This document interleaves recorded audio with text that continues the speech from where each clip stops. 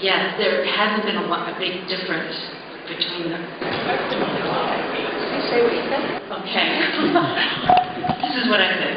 I think when I introduced folks in Denver, I said that they represented many millions more.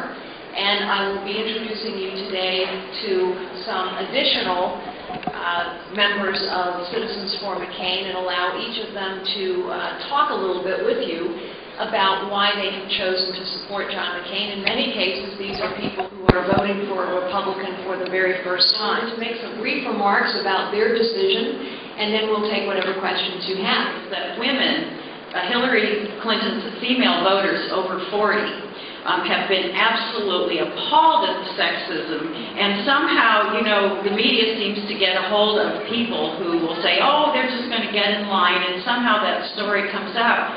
Women are not going to get in line after the treatment that Hillary was given by the Democratic Party.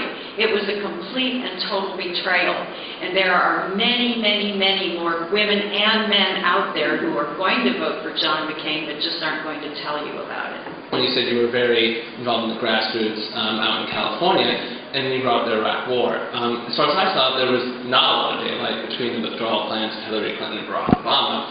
So was that just an issue you were overlooking or were you willing to compromise on when you were supporting Hillary Clinton?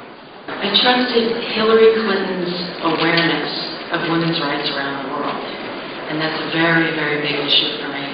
And I've always felt that we here in the United States need to help other women around the world. And it's been very hard for me to see that in the media a lot of women's issues have not been talked about. And yes, there hasn't been a big difference between them. You say what you think. Okay.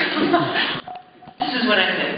I think John McCain is to be trusted on dealing with the war in the correct way. I think he has the experience to deal with it and not just walk out from it. And that was something that was always a big problem for me through listening to what Barack Obama was talking about.